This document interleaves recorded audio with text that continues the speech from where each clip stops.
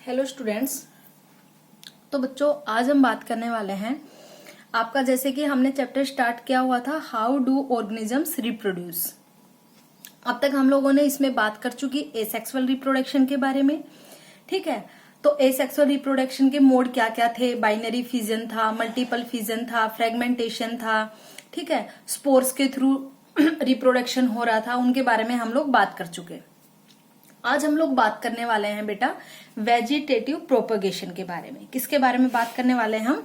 Vegetative propagation के बारे में। वेजिटेटिव प्रोपगेशन के बारे में। ठीक है, तो वेजिटेटिव प्रोपगेशन है बेसिकली, मैंने आपको बताया था 2 टाइप्स का होता है। First is the natural vegetative propagation and second is the artificial vegetative propagation. ठीक है, तो सबसे पहले हम बात करेंगे नेचुरल वेजिटेटिव प्रोपगेशन की, सेकंड टाइम हम बात करेंगे आर्टिफिशियल वेजिटेटिव प्रोपगेशन के बारे में। देखो बेटा, वेजिटेटिव प्रोपगेशन का मतलब क्या हुआ? अब जो हम यहाँ पे प्लांट्स की बात कर रहे हैं, बेसिकली किसकी बात कर रहे हैं हम? यहाँ पे प्लांट्स के बारे में बात कर रहे हैं। तो जो प्लांट्स है उसके 2 पार्ट्स होते हैं। 2 पार्ट्स मतलब 2 पार्ट्स में प्लांट के जो ऑर्गन्स है वो डिवाइड होते हैं। Vegetative parts and second is the reproductive parts.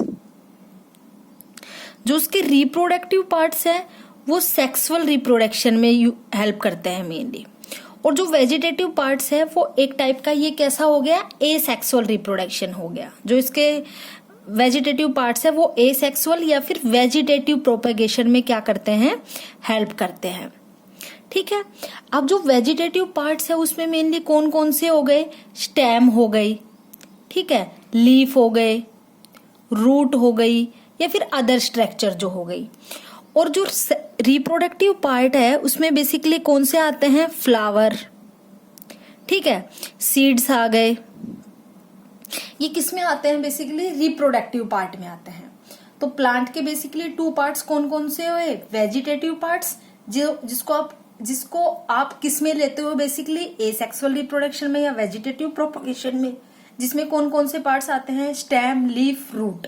ठीक है, सेकंड है reproductive parts. Reproductive parts mainly किस में रोल प्ले करते हैं? सेक्सुअल रिप्रोडक्शन में। और वो रिप्रोडक्टिव पार्ट बेसिकली कौन कौन से होते हैं? फ्लावर हो गए, सीड्स हो गए, ठीक है, ये होते हैं। तो ये मैंने आपको थोड़ा ब्रीफ में बताया प्लांट के पार्ट्स के बारे में। तो यहाँ पे हम वेजिटेटिव प्रोपगेशन बेसिकली किस में बात कर रहे हैं? प्लांट्स में ही बात कर रहे हैं।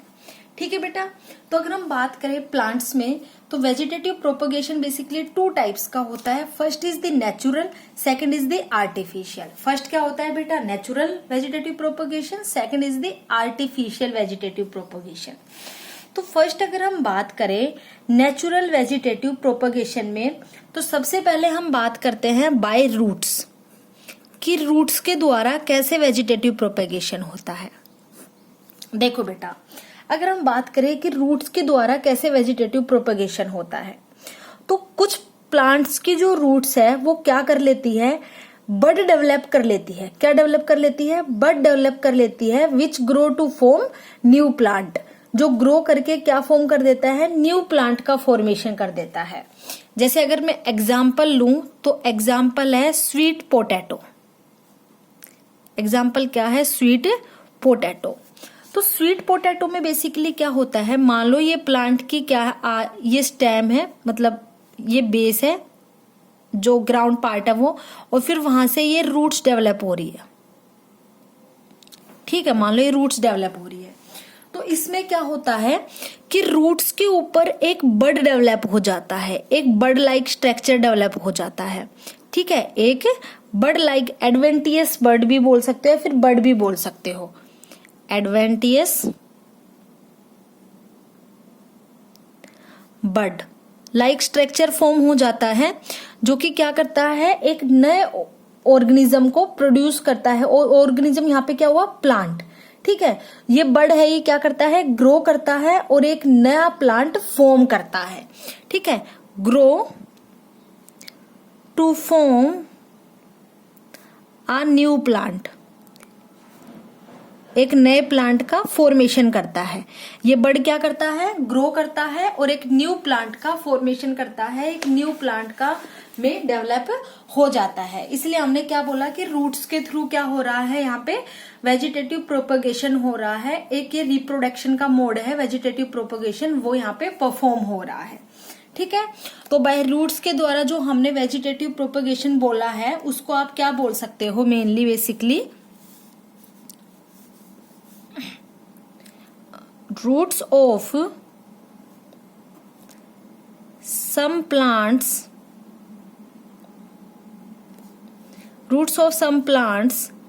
develop adventitious bud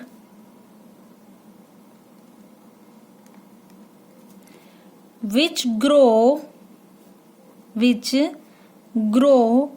to form new plants.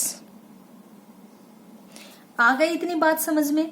ठीक है, मेनली क्या करती है, कुछ प्लांट्स की रूट्स है वो डेवलप कर लेती है एडवेंटिशियस बर्ड, जो कि ग्रो करके एक न्यू प्लांट का फॉर्मेशन कर देता है। समझ में आ गया? और एग्जाम्पल इसका क्या हो गया बेटा, स्वीट पोटैटो।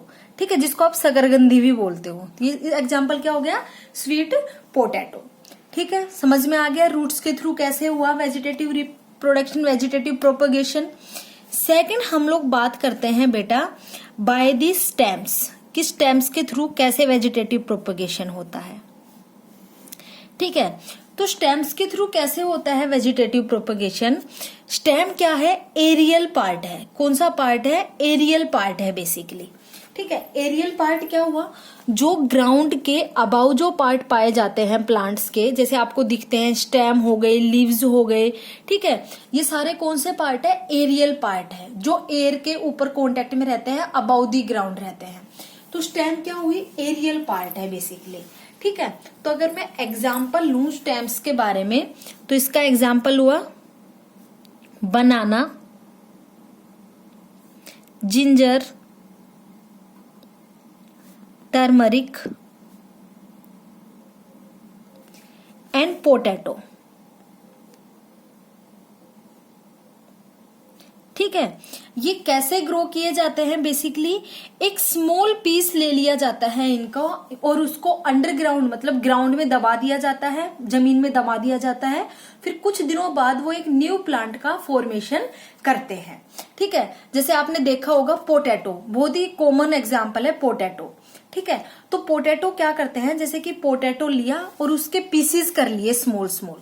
ठीक है, अब उस एक पीस को क्या करते हैं, जमीन में थोड़ा सा हटा के मिट्टी और उसको दबा देते हैं और फिर कुछ दिनों बाद उससे एक न्यू प्लांट ग्रो करने लग जाता है। तो वो क्या हुआ, स्टेम्स के थ्रू आपने वेजिटेटिवली उसको प्रोपोगेट किया, वेजिटेटिवली उसको ग्रो कराया, एक न्यू प्लांट का फॉर्मेशन कराया।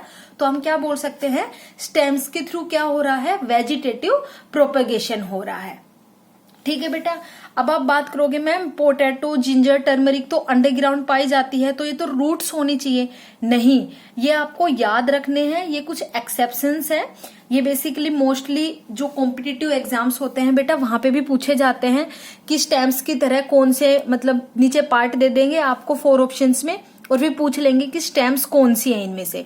तो आपको याद रखने हैं बनाना, जिंजर, टर्मरिक, पोटैटो, ये कौन से हैं, स्टेम्स के थ्रू वेजिटेटिवली प्रोपोगेट करते हैं।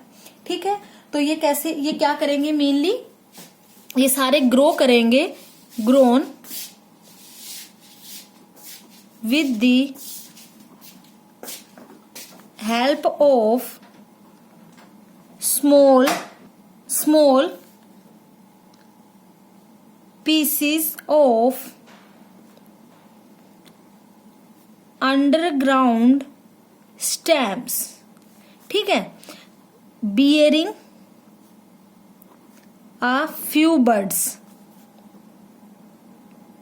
ठीक है, तो जो पोटैटो हुआ, जिंजर हुआ, टर्मरिक, बनाना, ये सारे कौन से पार्ट्स है, मेनली अंडरग्राउंड स्टेम पार्ट्स है। कौन से पार्ट्स है, अंडरग्राउंड स्टेम पार्ट्स है। आप इनको सिर्फ स्टेम्स नहीं बोल सकते, ये अंडरग्राउंड स्टेम्स है। ठीक है बेटा, इतनी बात आपको समझ में आ गई।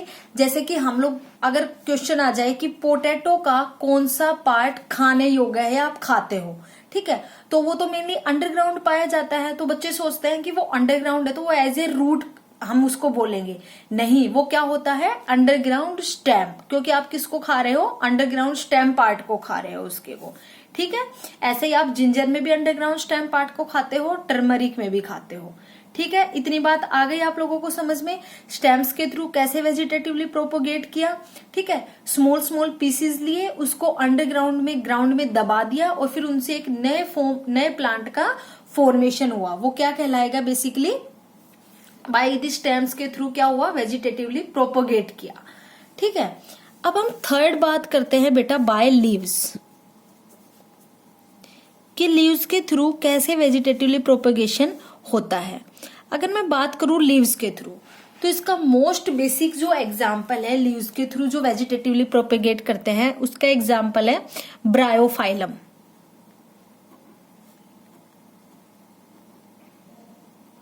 कौन सा एग्जाम्पल है बेटा, ब्रायोफाइलम। ठीक है, ब्रायोफाइलम एक प्लांट होता है जो उसमें क्या होता है, जैसे कि ये जो लीव्स है, ये लीव है मान लो,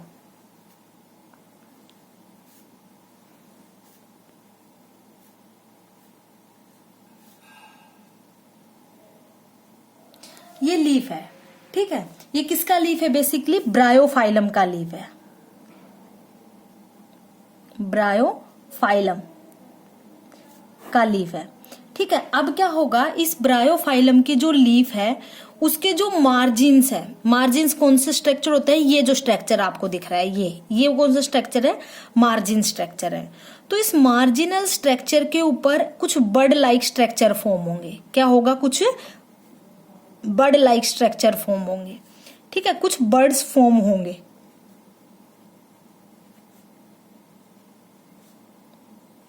मार्जिन्स के ऊपर क्या हुए, कुछ बर्ड लाइक स्ट्रक्चर फॉर्म हुए। अब ये जो बर्ड है, अब जो ये लीफ है, ये क्या करेगा, सोयल के कांटेक्ट में आएगा। किसके कांटेक्ट में आएगा, सपोज करो सोयल के कांटेक्ट में आएगा। अब ये लीफ है, ये क्या आएगा, सोयल के कांटेक्ट में आएगा। तो ये जो बर्ड्स है ये क्या करेंगे, स्प्राउट कर जाएंगे और एक न्यू प्लांट का फॉर्मेशन करेंगे। तो क्या लिखेंगे हम, buds sprout to form new plant. ठीक है, तो मार्जिन्स पे जो ये बर्ड प्रेजेंट है, हम इसको बोलेंगे, इनको भी आप क्या बोलोगे, एडवेंटिशियस बर्ड्स, एडवेंटिशियस बर्ड्स। ठीक है, और ये क्या है, बेसिकली लीफ है, और लीफ के ये कौन से जोन से, मेनली मार्जिनल जोन है। तो आप इसको बोल सकते हो मार्जिनल नोच या फिर मार्जिनल जोन। ठीक है, तो इसके मार्जिनल नोच के ऊपर बर्ड लाइक स्ट्रक्चर फॉर्म है, और फिर ये क्या करेंगे, ये जो लीफ है, जिस बर्ड लाइक स्ट्रक्चर फॉर्म हो गए लीफ के ऊपर, अब ये सोइल के कांटेक्ट में आएगा ये लीफ। तो जैसे ही ये सोइल के कांटेक्ट में आएंगे, तो ये जो बर्ड्स है ये एक नया प्लांट डेवलप कर लेंगी, नया प्लांट का फॉर्मेशन कर लेंगी। तो लीफ के द्वारा पता लग गया कि कैसे एक नए प्लांट का फॉर्मेशन हो रहा है। बेटा समझ में आ गई इतनी बात आपको, कि कैसे लीफ के ऊपर जो बर्ड्स प्रेजेंट है वो जैसे ही सोइल के कांटेक्ट में आएंगे, comes in contact with soil. जैसे ही जो ब्रायोफाइलम का लीव्स है वो उस पे जो बर्ड्स प्रेजेंट है मार्जिनल नोच के ऊपर, वो जब सोयल के कांटेक्ट में आएगा तो जो इस पे बर्ड्स प्रेजेंट है वो sprout to form new plant, वो एक न्यू प्लांट का फॉर्मेशन कर लेंगे। इतनी बात समझ में आ गई कि लीव्स के द्वारा कैसे हुआ, कैसे एक लीव के थ्रू और एक पूरे होल प्लांट का डेवलप हो गया, एक न्यू प्लांट फॉर्म हो गया। ठीक है, तो आप क्या लिख सकते हो बेटा, बेसिकली इसमें अगर आप डेफिनेशन अगर लिखो तो, इन ब्रायोफाइलम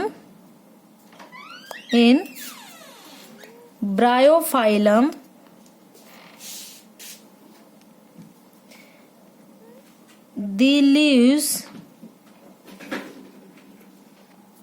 ठीक है बेटा, तो हम क्या लिखेंगे, in Bryophyllum the leaves bear birds in the marginal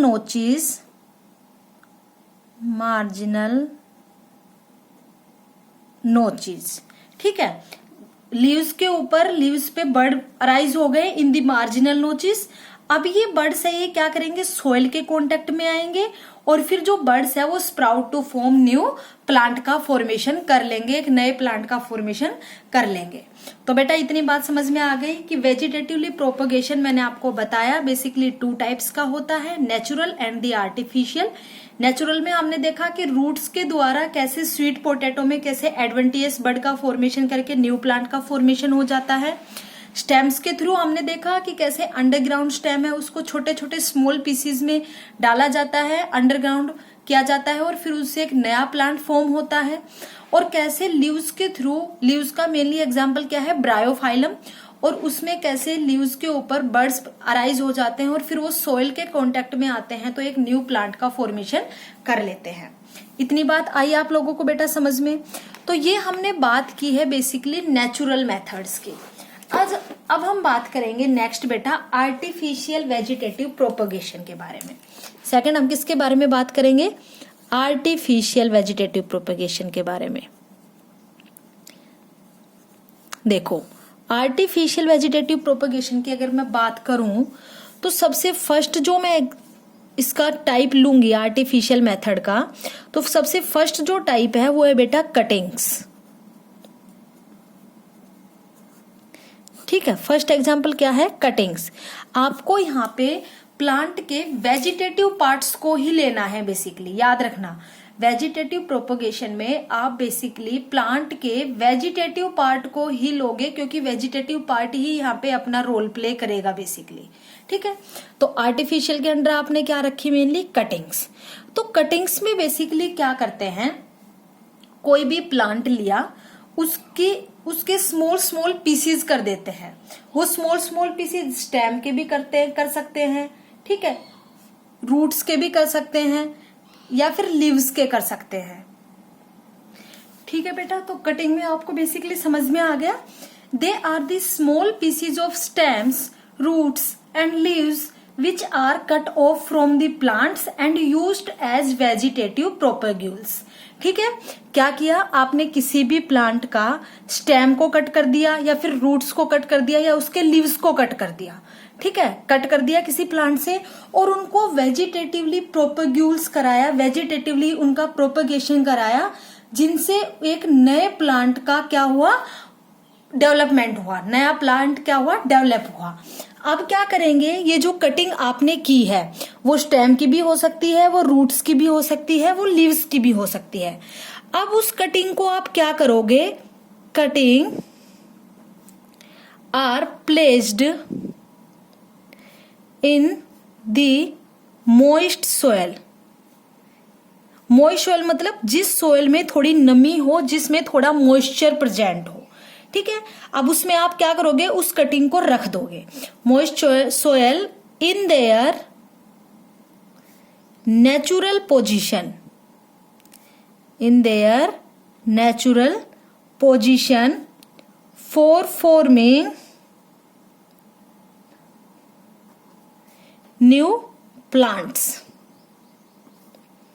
अब क्या करोगे बेटा, जो आपने कटिंग की थी स्मॉल स्मॉल पीसेज में, आपने जो कटिंग की है स्टेम की, रूट्स की या लीव्स की, उस कटिंग को आप उस सोयल में रख दोगे जिसमें थोड़ा मॉइस्चर प्रेजेंट हो, थोड़ी मॉइस्ट सोयल में आप उसको क्या कर दोगे, रख दोगे इन देयर नेचुरल पोजीशन, जिसकी वजह से फॉर फॉर्मिंग न्यू प्लांट्स, एक नए प्लांट का क्या होगा, डेवलपमेंट होगा। क्या होगा, एक नए प्लांट का डेवलपमेंट होगा।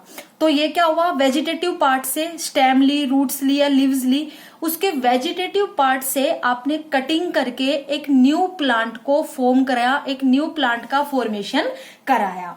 ठीक है, अगर मैं इसमें एग्जाम्पल लूं तो इसमें एग्जाम्पल है बेटा, अगर हम कटिंग में एग्जाम्पल ले तो एग्जाम्पल है इसका सुगर केन। एग्जाम्पल क्या है इसका, सुगर केन। देखो सुगर केन का अगर हम देखें तो बेसिकली ऐसा होता है,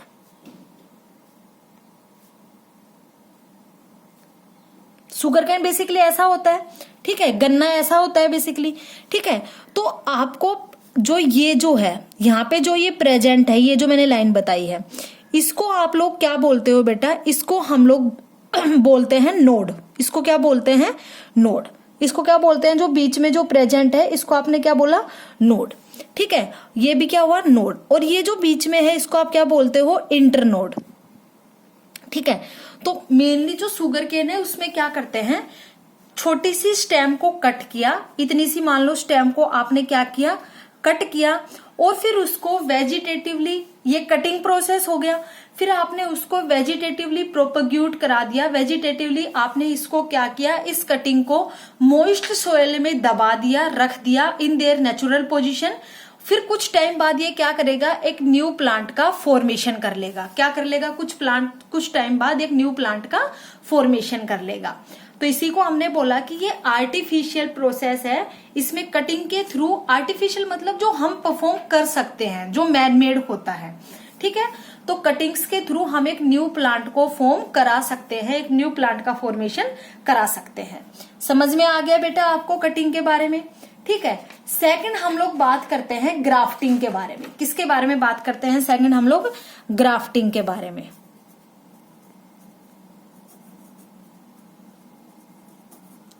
सेकंड हम बात करते हैं ग्राफ्टिंग के बारे में, कि ग्राफ्टिंग के थ्रू कैसे वेजिटेटिवली एक प्लांट है वो प्रोपेगेट कर सकता है, वो एक न्यू प्लांट का फॉर्मेशन कर सकता है।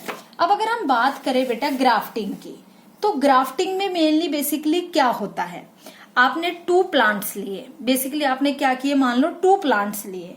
ठीक है, 2 कंपोजिट प्लांट्स लिए, 2 प्लांट्स लिए।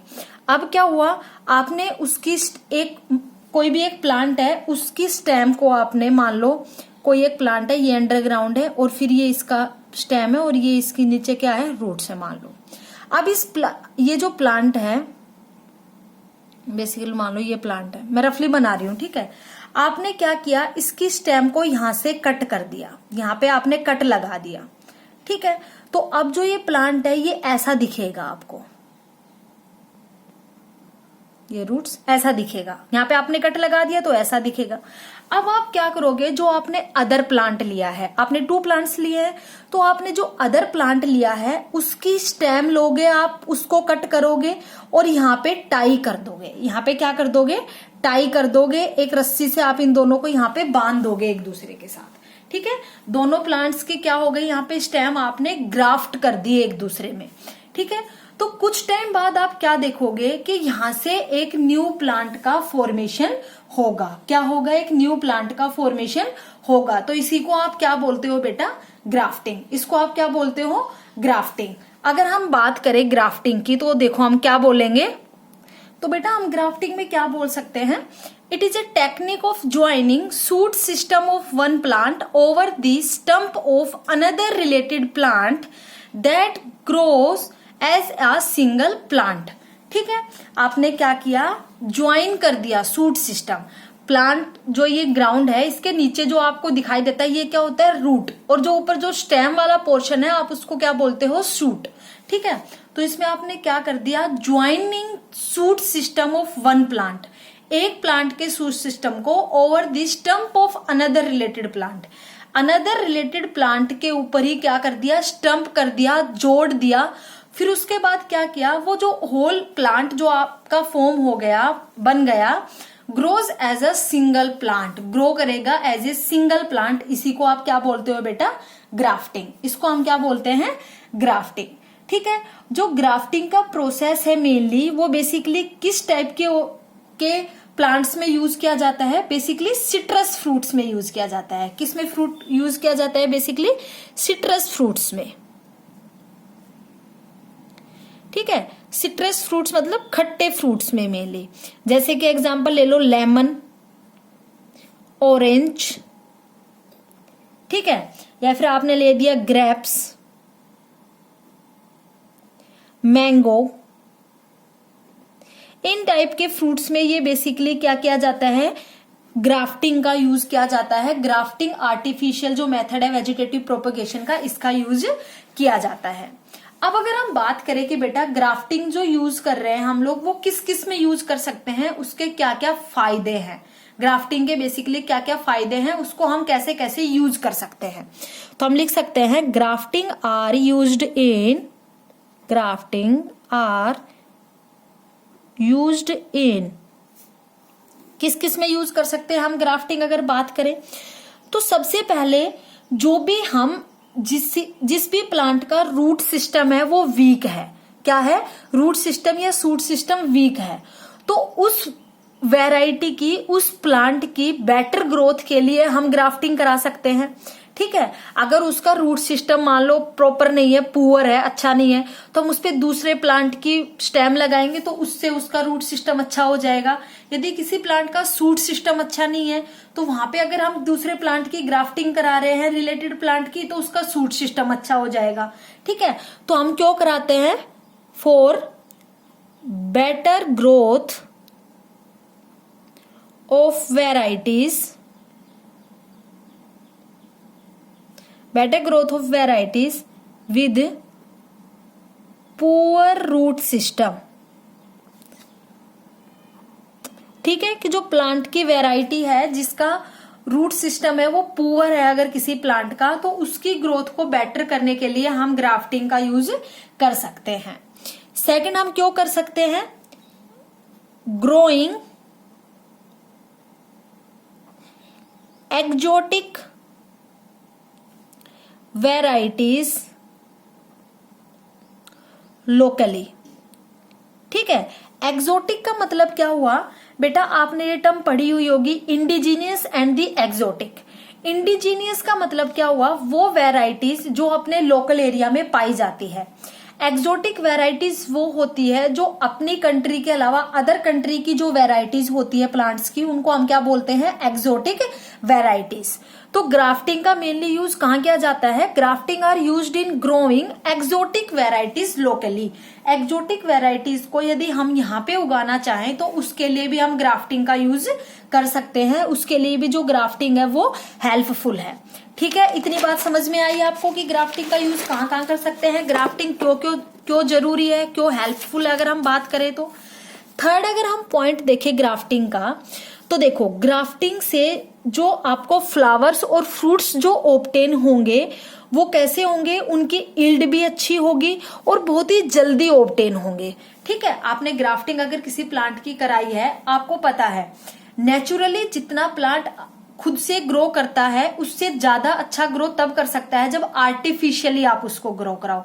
आर्टिफिशियली आप बाहर से उसमें कोई केमिकल डाल रहे हो या कुछ और डाल रहे हो, ठीक है, कुछ अदर आर्टिफिशियल या नेचुरल उसमें एक्टिविटीज परफॉर्म कर रहे हो, तो उसकी वजह से वो प्लांट जल्दी डेवलप होता है, जल्दी ग्रो करता है। ठीक है, तो ग्राफ्टिंग की वजह से जो आपको प्लांट्स या फ्रूट्स ऑब्टेन होंगे उनकी यील्ड भी अच्छी होगी और वो आपको जल्दी ही क्या हो जाएंगे, ऑब्टेन हो जाएंगे। तो हम लिख सकते हैं grafting is used in obtaining quicker मतलब जल्दी and better yield of desired flowers and fruits, flowers and fruits. ठीक है, ग्राफ्टिंग को क्यों यूज कर रहे हैं, to obtaining quicker and better yield of desired flowers and fruits, ताकि जो आप फ्रूट्स और फ्लावर्स ऑब्टेन कर रहे हो वो आपको जल्दी मिले और उनकी जो यील्ड है वो भी आपको बेटर मिले, अच्छी मिले। ठीक है, इतनी बात समझ में आ गई बेटा। तो ग्राफ्टिंग का मेन पर्पज आपको पता लग गया कि कैसे कैसे यूज कर सकते हैं। एक्सोटिक वेराइटीज को अगर आपने लोकल एरिया में ग्रो कराना है तो आप ग्राफ्टिंग का यूज कर सकते हो। अगर आपको किसी प्लांट की वेराइटी अच्छी चाहिए, उसका जो रूट सिस्टम है, शूट सिस्टम है, अगर वो पुअर है, उस पुअर से आपको अच्छी वेराइटी में उसको डेवलप करना है तो आप ग्राफ्टिंग का यूज कर सकते हो। ठीक है, फ्लावर्स की, फ्रूट्स की जो आपको डिजायर्ड यील्ड है, डिजायर्ड क्वालिटी है, डिजायर्ड क्वांटिटी है, अगर आपको वो चाहिए तो आप ग्राफ्टिंग का यूज कर सकते हो। तो इतनी बात आपको समझ में आ गई कि ग्राफ्टिंग का यूज बेसिकली कब कब किया जाता है। ठीक है बेटा, अब हम बात करते हैं टिश्यू कल्चर के बारे में। किसके बारे में बात करते हैं हम, टिश्यू कल्चर के बारे में, कि टिश्यू कल्चर क्या होता है। टिश्यू कल्चर को आप माइक्रो प्रोपेगेशन भी बोलते हो, माइक्रो प्रोपेगेशन। अब हम बात करेंगे टिश्यू कल्चर के द्वारा या माइक्रो प्रोपगेशन के द्वारा किसी न्यू प्लांट को हम कैसे डेवलप कर सकते हैं, कैसे फॉर्म कर सकते हैं, एक नया प्लांट का फॉर्मेशन कैसे होगा with the help of tissue culture या with the help of micropropagation. ठीक है बेटा, तो अगर हम बात करें टिश्यू कल्चर की कि टिश्यू कल्चर होता क्या है, तो बेटा टिश्यू कल्चर बेसिकली क्या होता है, न्यू प्लांट्स को अराइज करना, न्यू प्लांट्स को का फॉर्मेशन करना from a small piece of plant tissue, उसको हम क्या कहलाते हैं, टिश्यू कल्चर। और ये जो small piece of tissue, plant tissue को जो हम क्या करा रहे हैं, ग्रो करा रहे हैं, वो किस पे कराते हैं, कल्चर के ऊपर। किस पे कराते हैं, कल्चर के ऊपर, इसलिए हमने क्या बोला, टिश्यू कल्चर। तो टिश्यू कल्चर क्या है, it is a method of raising, it is a method of raising new plants from small pieces of plant tissue over a culture। ठीक है, किसी कल्चर के ऊपर एक प्लांट के स्मॉल स्मॉल पीसीज को, स्मॉल स्मॉल टिश्यूज को, plant tissue के स्मॉल स्मॉल पीसीज को कल्चर कराना, फिर उसके बाद उसका न्यू प्लांट में फॉर्म होना ही क्या कहलाता है, टिश्यू कल्चर। आपने बेटा यहाँ पे इसको माइक्रो प्रोपेगेशन क्यों बोला, देखो माइक्रो का मतलब होता है स्मॉल, क्या होता है, स्मॉल, और यहाँ पे आप स्मॉल पीसीज ही ले रहे हो प्लांट टिश्यू का, इसलिए हम इस टर्म को क्या बोलते हैं, माइक्रो प्रोपगेशन। क्योंकि आप स्मॉल पीसीज ऑफ टिश्यू को, प्लांट टिश्यू को प्रोपगेट करा रहे हो, ग्रो करा रहे हो, इसलिए हम इस टर्म को क्या बोलेंगे, माइक्रो प्रोपगेशन या फिर टिश्यू कल्चर। आ गई इतनी बात आपको समझ में। अब क्या होगा कि आपने मान लो कोई पेट्री डिश ली, ठीक है, अब उसमें प्रेजेंट है कल्चर, उसमें क्या प्रेजेंट है, मान लो कल्चर प्रेजेंट है। अब उस पे आपने small small pieces of plant tissues को क्या कर दिया, ग्रो कराने के लिए रख दिया। ठीक है, तो आफ्टर सम टाइम, कुछ टाइम बाद क्या होगा, जब आप टिश्यू को इस कल्चर मीडियम में प्लेस कर दोगे, रख दोगे, तो कुछ टाइम बाद ये प्लांट्स ग्रो करेंगे, ये जो टिश्यूज है ये ग्रो करेंगे, tissues placed over culture medium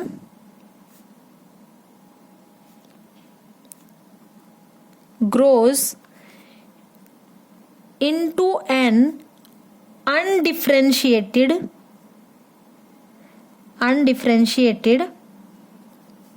ठीक है, undifferentiated mass of cells called callus. ठीक है, इसका मतलब क्या हुआ, अब ये जो आपने प्लांट टिश्यूज को ग्रो कराया, small small pieces of plant tissues को ग्रो कराया है कल्चर पे, सिंथेटिक कल्चर पे, ठीक है, या फिर कल्चर मीडियम पे, ये डिवाइड करेंगे, कुछ टाइम बाद ये डिवाइड करेंगे या ग्रो करेंगे ये टिश्यूज, और एक मास फॉर्म कर लेंगे, ऐसे ऐसे एक मास फॉर्म कर लेंगे, बल्क लाइक स्ट्रक्चर फॉर्म कर लेंगे। ठीक है, ग्रो करके एक बल्क लाइक स्ट्रक्चर फॉर्म कर लेंगे, मास ऑफ सेल्स फॉर्म कर लेंगे, और आप इस स्ट्रक्चर को क्या बोलोगे, कैलस। तो कैलस क्या हुआ, अनडिफरेंशिएटेड मास ऑफ सेल। अगर आपसे पूछ ले व्हाट इज कैलस, ठीक है, तो आप क्या बताओगे, it is the undifferentiated mass of cells is known as callus. ठीक है, तो समझ में आ गया बेटा आपको कैलस क्या होता है। ठीक है, अब क्या करेंगे कि ये एक अनडिफरेंशिएटेड मास ऑफ सेल्स का जो फॉर्मेशन हुआ, जिसको आपने कैलस बोला, अब इस पे आप क्या करोगे, मान लो ग्रोथ हार्मोन। ग्रोथ हार्मोन कौन से थे, मैंने आपको बताए थे जब मैंने आपको प्लांट हार्मोन्स बताए थे, जो बेसिकली जो दो ग्रोथ हार्मोन्स है, कौन से हार्मोन्स है, बेसिकली जो दो ग्रोथ हार्मोन्स है, first is the auxin, second is the cytokinin. ठीक है, ऑक्सिन एंड साइटोकाइनिन, इन दो ग्रोथ हार्मोन्स को आप क्या करोगे, इनके ऊपर स्प्रेड करोगे। क्या करोगे बेटा, इनके ऊपर स्प्रेड करोगे या पुट करोगे। जिनकी वजह से ये जो मास है, जो अनडिफरेंशिएटेड मास है सेल्स का, ये ग्रो करने लग जाएगा, क्योंकि आप ग्रोथ हॉर्मोन्स का यूज कर रहे हो। जैसा कि मैंने आपको बताया था, ऑक्सिन्स है वो तो सेल डिफरेंशिएशन में हेल्पफुल होता है बेसिकली, और साइटोकाइनिन्स है वो सेल डिवीजन में हेल्पफुल होता है। ये तो सेल डिवीजन में रोल प्ले करता है बेसिकली, और ये सेल डिफरेंशिएशन में रोल प्ले करता है। ठीक है, तो जो दो ग्रोथ हॉर्मोन्स है auxin and cytokinin, first is the cell differentiation में जो रोल प्ले करेगा, साइटोकाइनिन जो सेल डिवीजन में रोल प्ले करेगा। इन दोनों ग्रोथ हार्मोन को आप क्या करते हो, इस अनडिफरेंशिएटेड मास ऑफ सेल्स पे स्प्रेड करते हो, जिसकी वजह से ये जो मास है ये डेवलप होने लग जाएगा, ग्रो होने लग जाएगा न्यू प्लांट्स में। फिर इस पे जब स्मॉल स्मॉल प्लांट्स अराइज हो जाएंगे तो आप क्या करोगे, उन प्लांट्स को लेके क्या करोगे, मॉइस्ट सोइल में ग्रो कराओगे, मॉइस्ट सोइल में ग्रो कराओगे या प्लेस करोगे, place in moist soil. Moist soil में ग्रो कराने के बाद ये जो प्लांट्स है ये एक न्यू प्लांट का फॉर्मेशन कर लेंगे, न्यू प्लांट फॉर्म, एक न्यू प्लांट फॉर्म हो जाएगा।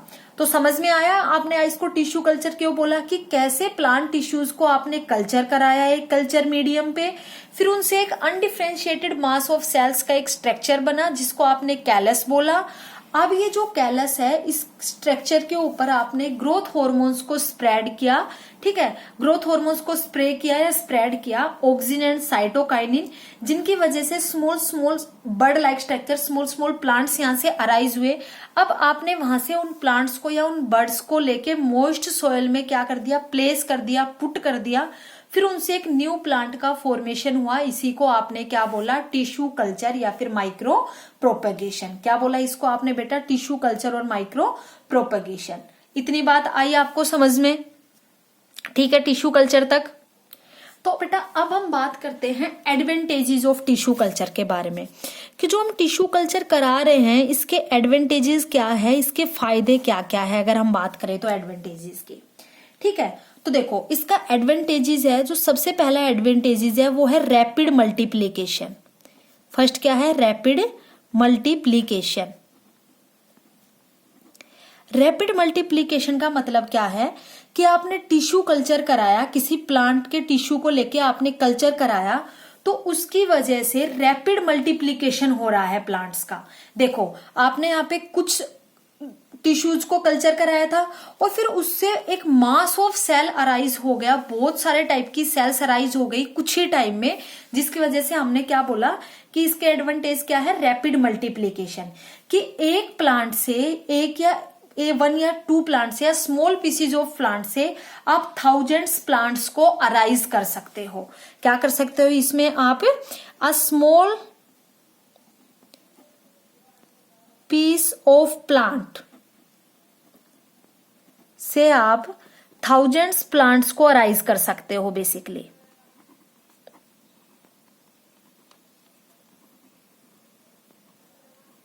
ठीक है, तो इसलिए हमने इसको क्या बोला, रैपिड मल्टीप्लीकेशन, कि कैसे रैपिड मल्टीप्लीकेशन करके एक स्मॉल पीस ऑफ प्लांट है वो थाउजेंड्स प्लांट को अराइज कर सकता है, थाउजेंड्स ऑफ प्लांट्स को फॉर्म कर सकता है। एक एडवांटेज ये हो गया इसका। सेकंड अगर मैं इसका एडवांटेज देखूं तो सेकंड एडवांटेज है डिजीज फ्री प्लांट्स। जो टिश्यू कल्चर से जो आपको प्लांट्स ऑब्टेन होंगे वो डिजीज फ्री होंगे। डिजीज फ्री का मतलब क्या हुआ, देखो बेटा प्लांट्स में मोस्टली जो डिजीज होती है वो रूट्स में होती है, शूट में भी होती है, ऐसा नहीं है कि शूट में नहीं होती या एपिकल पार्ट में नहीं होती, शूट्स में भी होती है, लेकिन as comparison to shoots roots में ज्यादा होती है। तो आप यहाँ पे जब आप इसको ग्रो करा रहे हो तो आपको जो मेनली स्टेम पार्ट मिल रहा है, एपिकल पार्ट मिल रहा है, तो वो मेनली क्या होगा, डिजीज फ्री होगा। और आप किसी कल्चर में करा रहे हो, उसको कल्चर मीडियम में करा रहे हो, तो कल्चर मीडियम में वो सारी केमिकल्स मिले हुए होते हैं जो कि प्लांट में कोई भी डिजीज आकर नहीं होने देते। तो आपको जो टिश्यू कल्चर से जो आपको प्लांट्स मिलेंगे वो डिजीज फ्री प्लांट्स होंगे।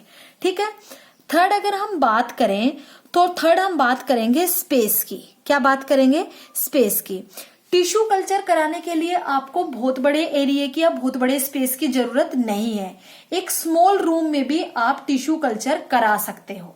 ठीक है, तो स्पेस की अगर जरूरत पड़ी तो हम क्या बोलेंगे, only a small room required, small room required for tissue culture. ठीक है, टिश्यू कल्चर के लिए आपको ज्यादा बड़े स्पेस की या ज्यादा बड़े एरिया की जरूरत नहीं है। आप एक स्मॉल स्पेस में भी, स्मॉल रूम में भी टिश्यू कल्चर परफॉर्म करा सकते हो। फोर्थ अगर हम देखें तो फोर्थ हम देखेंगे कॉन्टिन्यूअस प्रोपगेशन। कॉन्टिन्यूअस प्रोपगेशन का मतलब क्या हुआ, ऐसा नहीं है जैसे कि अब आप कोई प्लांट है तो आप किसी भी प्लांट को सीजन के अकॉर्डिंग ग्रो कराते हो, लेकिन टिश्यू कल्चर में कोई ऐसा स्पेसिफिक नहीं है। आप थ्रू आउट द ईयर किसी भी प्लांट को ग्रो करा सकते हो। थ्रू आउट द ईयर आप किसी भी प्लांट को ग्रो करा सकते हो, किसी भी प्लांट को टिश्यू कल्चर कर सकते हो, प्रोपेगेट कर सकते हो। तो बेटा समझ में आ गए आपको टिश्यू कल्चर के क्या क्या बेसिक एडवांटेजेस है, rapid multiplication, disease free plants, space, continuous propagation. ठीक है, तो आज के लिए प्यारे बच्चों इतना ही। इससे आगे हम बात करेंगे नेक्स्ट वीडियो लेक्चर में। Thank you.